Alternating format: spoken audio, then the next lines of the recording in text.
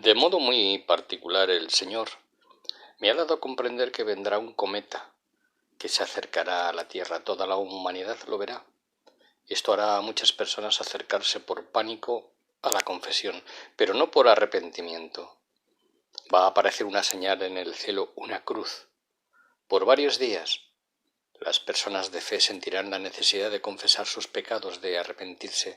Los demás dirán que es provocado por el hombre y se levantarán en contra de la Iglesia católica, diciendo que es un ardid para atemorizar a la humanidad.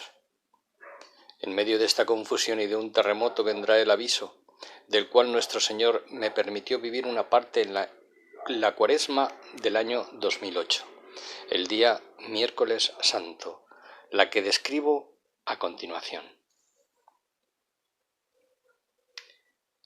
Sentí en mi ser una angustia, como de algo que se acercaba y no sabía qué era, como un susto, algo angustiante, que yo no sabía qué era. Pensé que algo iba a suceder, era algo que hacía que mi corazón palpitara aceleradamente.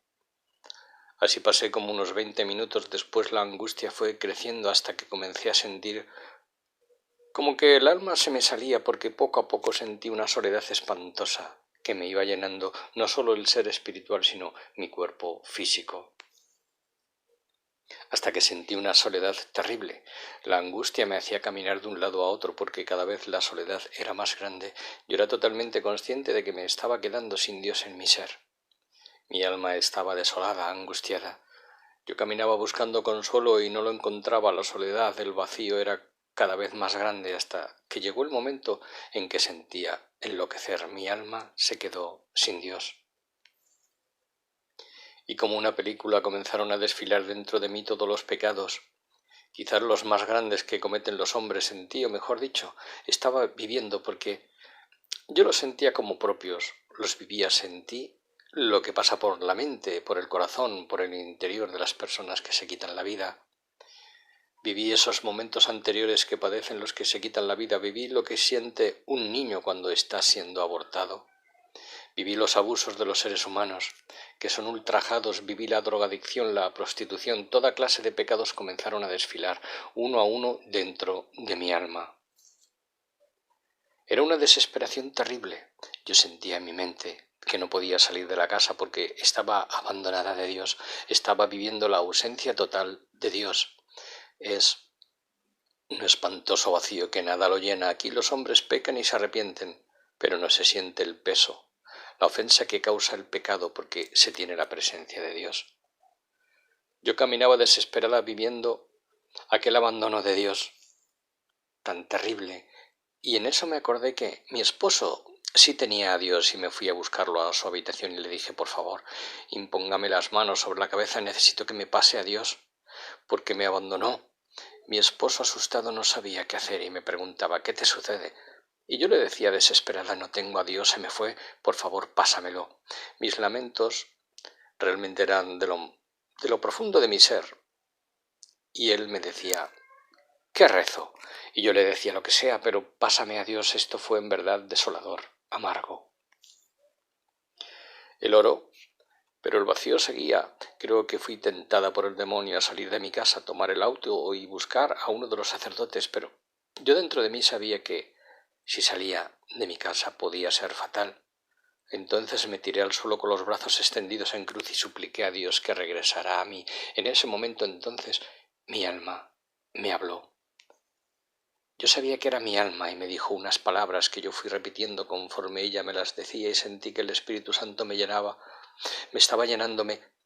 Fui sintiendo invadida por una paz que jamás antes había experimentado, una paz que me saturó, que me fusionó. Sentí el pecho rebosante, hasta algo físico me quedó, una presencia que hoy la siento todavía y abarca todo mi pecho.